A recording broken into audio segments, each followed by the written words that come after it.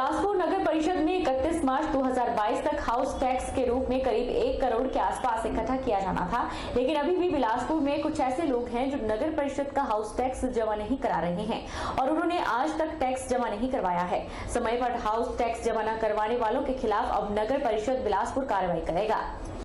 बिलासपुर नगर परिषद की कार्यकारी अधिकारी उर्वशी वालिया ने बताया कि बिलासपुर में लोगों के द्वारा अभी भी 70 लाख रुपए के आसपास टैक्स जमा नहीं करवाया है। अभी सिर्फ नगर परिषद को 30 लाख ही टैक्स जमा हो पाया है। उन्होंने बताया कि बिलासपुर नगर परिषद के द्वारा 31 मार्च 2022 तक टैक्स जमा करवाने वालों को 10% की छूट दी गई थी, लेकिन फिर भी लोग टैक्स जमा नहीं करवा रहे हैं। उन्होंने बताया कि अब टैक्स न देने वाले लोगों के खिलाफ नगर परिषद कार्रवाई करने जा रहा है और लोगों को नोटिस जारी किए गए हैं। अगर फिर भी टैक्स जमा नहीं होता है तो कानूनी कार्रवाई अमल में लाई जाएगी। उन्होंने बताया कि जो लोगों को 10% की छूट 31 मार्च तक की दी गई थी, उसकी तिथि को बढ़ा दिया गया है। उन्होंने सभी लोगों से टैक्स देने की अपील की है। देखिए, मैं शहर के लोगों की धन्यवादी हूँ कि जिन्होंने अपना एक जो कर्तव्य है उसको समझा और अभी तक जो है उन्होंने हमें 32 लाख के लगभग जो है टैक्स जमा करवा दिया, क्योंकि हमने थोड़ी छूट भी दी थी इसमें कि 10% की रिबेट हमारा पूरा साल रहेगा और उसको देखते हुए लोगों द्वारा जो है टैक्स जमा करवाया जा रहा है।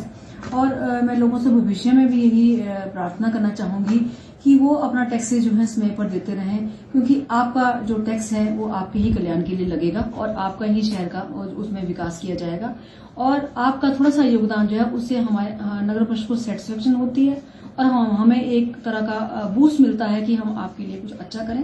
तो मेरी आपसे निवेदन है कि जो मेरा 1 करोड़ का टारगेट है उसको पूरा करने में सहयोग दें और भविष्य में हम कोशिश करेंगे कि जो आप डेवलपमेंट के काम है उसको प्रायोरिटी पे करने की। आयुष्मान भारत योजना हिमाचल के ऊपरी क्षेत्र के ग्रामीण दूर दराज गरीबों के लिए वरदान साबित हो रहा है। किसी भी बीमारी में पैसों की कमी के कारण दर दर भटकने की जरूरत नहीं पड़ती। अब गरीब ग्रामीण बीमारी की सूरत में तुरंत अच्छे चिकित्सालयों में पहुँचते हैं। आयुष्मान भारत योजना यानी प्रधानमंत्री जन आरोग्य योजना हिमाचल प्रदेश के ग्रामीण दूरदराज इलाकों में बसे लोगों को जीवनदायिनी साबित हो रही है।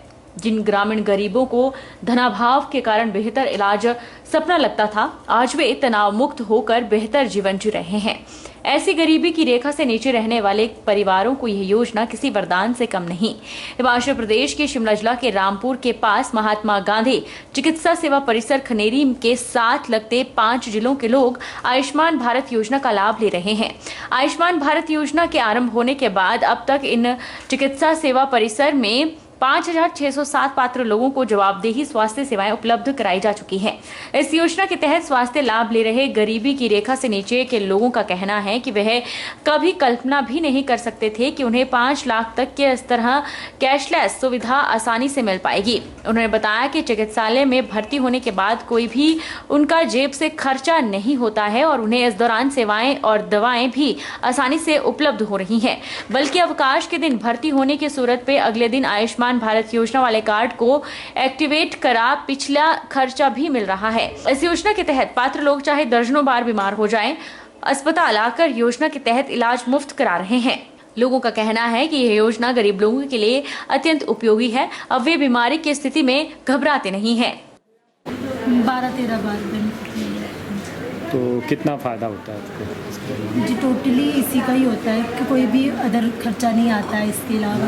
हाँ, अगर कोई जैसे एक्सरा वगैरह निकालना पड़ता है उसके लिए बाहर जाना पड़ता है, बाकी तो यहीं से सारी चीज़ें हो जाती है। कोई परेशानी तो नहीं आती आपको? नहीं, आयुष्मान कार्ड के अंदर तो कोई परेशानी नहीं आती। आयुष्मान भारत कार्ड मोदी सरकार ने हमारे को दिया है। पहले तो मोदी सरकार का बहुत बहुत धन्यवाद। और इस कार्ड के तहत हमने बहुत सारे फ़ायदे उठाए हैं। मेरी बेटी का ऑपरेशन हुआ है, मेरी बीवी यहाँ जब हॉस्पिटल में एडमिट रहती है तो सारा इलाज जो है आयुष्मान भारत के कार्ड के तहत होता है। हमें कोई भी पैसा देने की ज़रूरत नहीं है। और जो भी हम कहीं जिस दिन हमारा कार्ड एक्टिवेट नहीं होता है, जैसे कि बीच में छुट्टी पड़ गई, कोई संडे पड़ गया, तो उस दिन हम अपने पैसे से जो दवाइयाँ लेते हैं उसको दूसरे दिन हमारे को जो है बिल में वापस किया जाता है सारा पैसा। भाखड़ा बांध के निर्माण के प्रति अपना वर्चस्व कुर्बान कर देने वाले विस्थापित परिवारों को करीब 62 वर्ष का लंबा अरसा बीत जाने के बाद भी मूलभूत सुविधाएं प्राप्त करने के लिए दर की ठोकरें खानी पड़ रही है।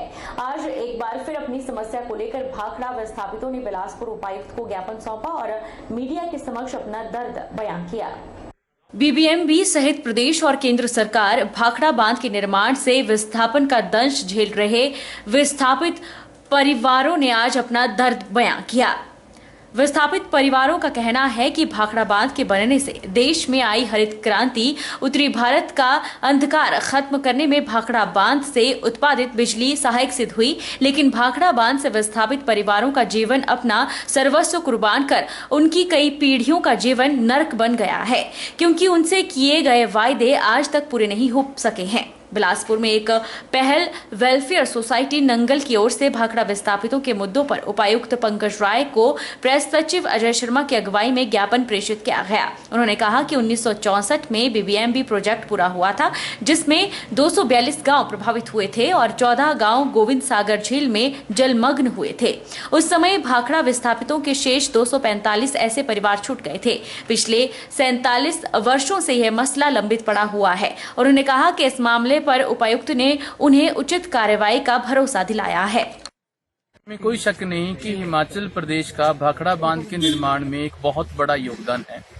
जहां पंजाब ने अपना एक्सपेंडिचर, अपना खर्चा किया है, वहां जो हिमाचल के हिस्से में जमीन आती थी उस पे एक गोविंद सागर झील बनी है, जिस झील में बहुत से लोगों के परिवार जो हैं वो गर्क हुए हैं।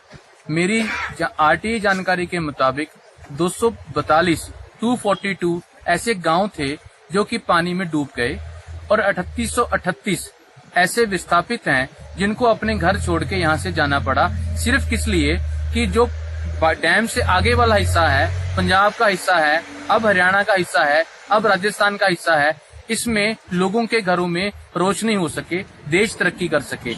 इसको पंडित नेहरू ने, हमारे देश के पहले प्रधानमंत्री ने, मंदिर का नाम दिया था। मंदिर जहाँ बनते हैं वहाँ पे उजाला होता है, मंदिर जहाँ बनते हैं वहाँ पे लोगों को भगवान का आशीर्वाद मिलता है। पर ये ऐसा मंदिर बना जिस मंदिर ने भाखड़ा डैम में जो जिनके घर आए थे उनके घरों में अंधेरा कर दिया। चलो वो बात थी, एक कुर्बानी, इसको हम एक कुर्बानी कह सकते हैं, इसको हम एक शहादत कह सकते हैं अपने घरों की। लेकिन उसके बाद जो सरकारें आती रही समय समय सिर, उन सरकारों ने भी इनकी तरफ पूरा ध्यान नहीं दिया, क्योंकि 1960 से लेके आज तक अगर आप साल गिनेंगे 40 और 22 62 साल गुजर चुके हैं। 62 साल के बाद भी आज भाखड़ा विस्थापितों को डिप्टी कमिश्नर के दफ्तर के चक्कर लगाने पड़ रहे हैं, क्योंकि इनको इनका हक नहीं मिला। एक बात तो ये है कि अगर बच्चा रोए ना, माँ दूध नहीं देती, लेकिन ये माँ का भी फर्ज बनता था, ये स्टेट का भी फर्ज बनता है, ये सेंटर केंद्र सरकार का फर्ज बनता है कि इनकी जो दुख है, इनकी तकलीफ है, इनकी संवेदना है, उसको समझे। जिला कांगड़ा के सीमावर्ती थाना डमटाल के पंचायत सूरजपुर में एक नवजात शिशु का शव मिलने से सनसनी फैल गई। यह शव सूरजपुर में स्थित गैस गोदाम के पास खच के किनारे पड़ा हुआ मिला। स्थानीय गांववासियों ने जब सुबह जाते हुए इस शिशु के शव को देखा तो उन्होंने सूरजपुर पंचायत प्रधान चंद्रदेव को इस बारे में सूचना दी। पंचायत प्रधान ने इस बात की जानकारी थाना डमटाल को दी। थाना प्रभारी रमेश पुलिस टीम के साथ घटनास्थल पर पहुंचे और साक्ष्य जुटाए। पुलिस की जांच जारी है। नालागढ़ पुलिस ने देर रात पंजेहरा में अवैध खनन करने वाले के विरुद्ध कार्रवाई करते हुए 4 टिपर और 2 ट्रैक्टर जब्त किए हैं। मामले की पुष्टि करते हुए एसएचओ नालागढ़ श्यामलाल ने बताया कि पुलिस खनन माफिया पर नकेल कसने के लिए दिन रात एक कर रही है। वहीं नालागढ़ के पंजेहरा में खनन करते हुए स्थानीय लोगों को पकड़ा गया है। माइनिंग एक्ट के अनुसार जुर्माना भी लगाया जाएगा। जो टिप्पर हमने पकड़े हैं, ये रात को अवैध माइनिंग करते हुए पकड़े गए हैं। ये स्थानीय लोगों के टिप्पर हैं और इनके ऊपर जो जुर्माना लगेगा वो माइनिंग एक्ट के अनुसार ही इनके ऊपर पेनल्टी इम्पोज की जाएगी। तो ये बता दूं कि ये कार्रवाई जो है ये कंटिन्यूसली रहेगी। हमारे सुपीरियर ऑफिसर्स के आदेश हैं कि माइनिंग जो है इलाका में ज़्यादा हो रही है, तो हम इसमें कार्रवाई कर रहे हैं। जहां हम कानून व्यवस्था के कामों में ज़्यादा बिजी रहते हैं, जो आपराधिक मामले उनके अन्वेषण में ज़्यादा बिजी रहते हैं, तो साथ में ये काम भी हम कर ही रहे हैं। बहरहाल बुलेटिन में इतना ही। आप देखते रहिए SP 24x7।